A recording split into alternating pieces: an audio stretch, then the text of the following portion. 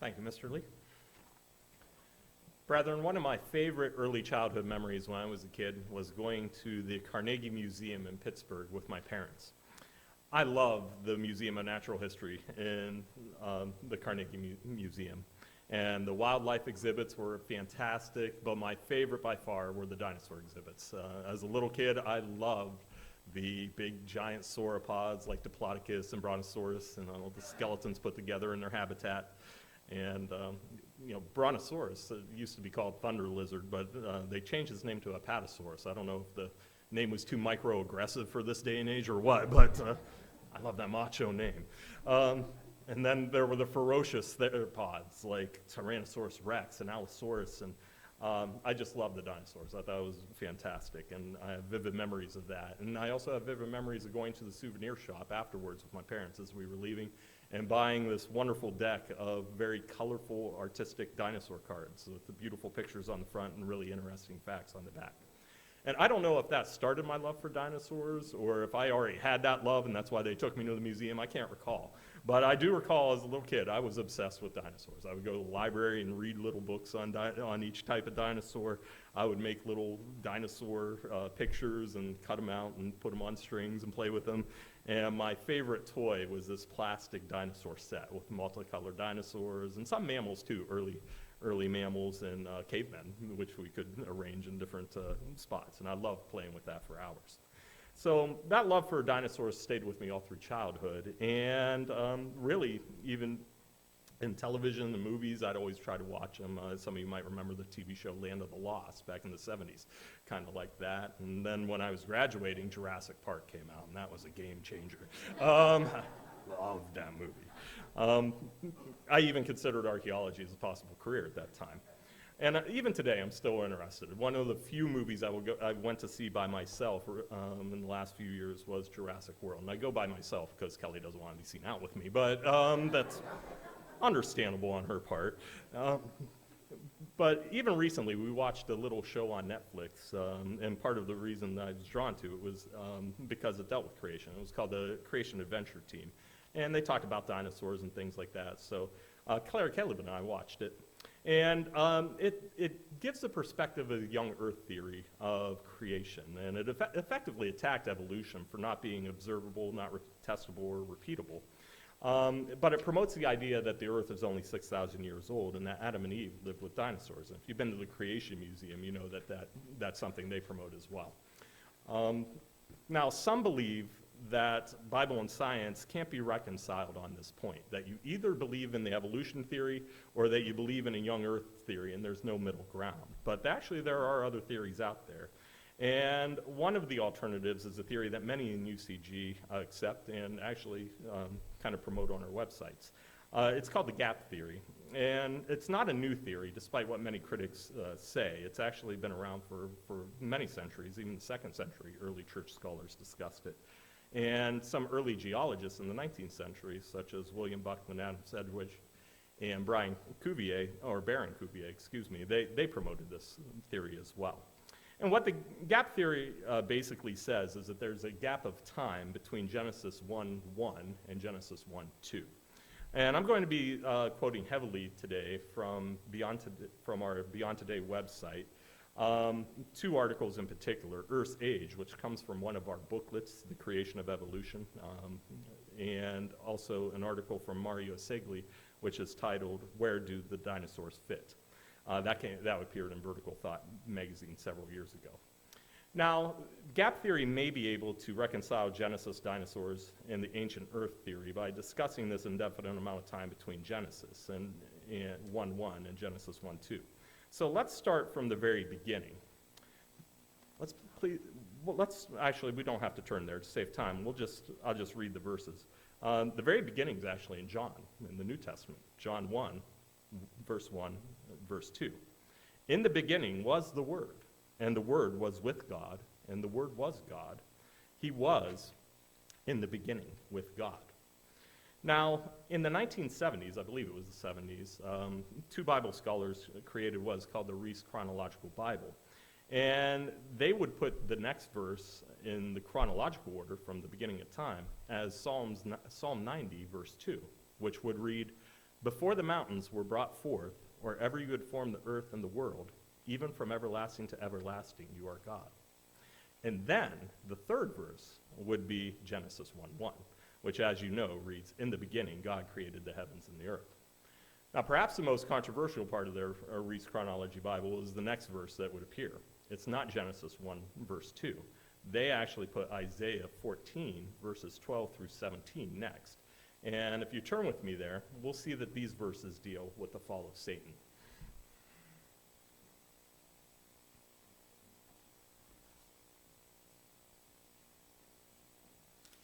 Isaiah 14, verses 12 through 17.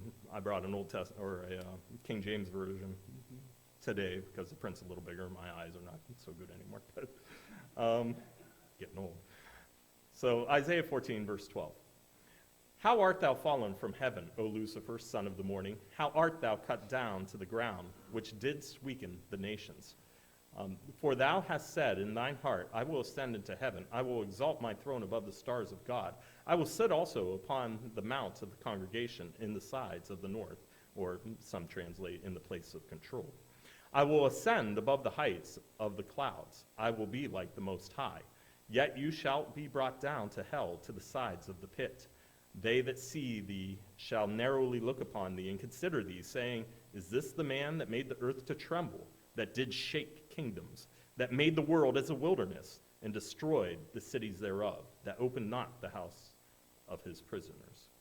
So those would be the verses that they would put next in this Reese chronology. And then the next verses they would have come from Ezekiel, which are really just parallel chapters of this. And we'll quickly read 3 verses from Ezekiel 28, verses 15 through 18.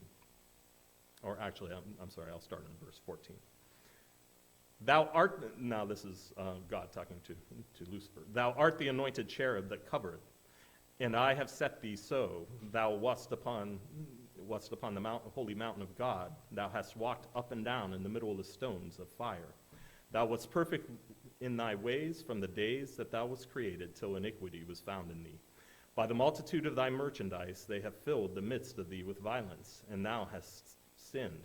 Therefore I will cast thee as profane out of the mountain of God, and I will destroy thee, O covering cherub, from the midst of the stones of fire. Thine heart was lifted up because of thy beauty. Thou hast corrupted thy wisdom by reason of thy brightness. I will cast thee to the ground. I will lay thee before kings, that they may behold thee. Thou hast defiled Thou hast defiled thy sanctuaries by the multitude of thy iniquities, by the iniquity of thy traffic. Therefore will I bring forth a fire from the midst of thee. It shall devour thee, and I will bring thee to ashes upon the earth in the sight of all them that behold thee. And then after these verses, they would go to Genesis 1, verse 2. The earth was without form and void, and darkness was on the face of the deep, and the Spirit of God was hovering over the face of the waters. Now, there is some controversy over the verb here used for was. The actual Hebrew term here is haya, and it's commonly translated as was in Genesis 1:2, but it can be translated as became. And I'm going to quote here, I'm going to read from a long passage from Earth's Age. Again, this came from our booklet, Creation or Evolution, where they discuss this verb. Some scholars propose that Genesis 1:2 can or should be translated, now the earth became without form and void, as opposed to the common rendering, the earth was without form and void. Others dismiss this idea entirely. They assume the original Hebrew word haya must be translated was, and then assume the earth was originally created in this disorderly way. However, as can be seen from many Bible helps, both translations of the term are possible. Only the context of the chapter and book can determine which one is correct. Gleason Archer, professor of biblical languages, comments, and this is what he had to say. It should be noted in this connection that the verb was in Genesis 1:2 may quite possibly be rendered became and be constructed to mean, and the earth became formless and void. Only a cosmic catastrophe could account for the introduction of chaotic confusion into the original perfection of God's creation. This interpretation certainly seems to be exegetically tenable. Now what that means is that in line with the Bible and Bible teaching. In a footnote, Archer adds, properly speaking, this verb haya never has the meaning of static, being like the copular verb to be. In other words, it's never like a linking verb like to be is in our language. Its basic notion is that of becoming or emerging as such and such, or coming into being. This long quote goes on with Archer addressing a couple of counter-arguments people try to raise regarding the usage of this verb before concluding as follows. Therefore, there can be no grammatical objection raised to translating Genesis 1:2, and the earth became a wasteness and desolation.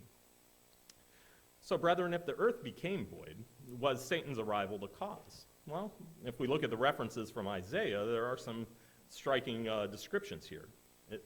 Satan's fall made the earth tremble. It made the world as a wilderness. Ezekiel referred to the fact that fire was brought forth from the middle of Satan, and God said he would bring Satan to ashes on the earth and in the sight of all. So Christ himself, by the way, in Luke 10:18, saw Satan fall from heaven like lightning. So you can imagine the force of the impact, and you know how fast lightning comes down. And if you kind of line that up with scientific theory on what happened to the dinosaurs, it kind of sounds similar to me. Here's what scientists say about the impact that led to the extinction level event. Many believe it was a meteor that hit the Earth.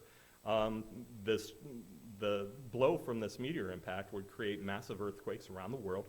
Giant tsunamis would cover much of the land, so the land literally becomes covered with water.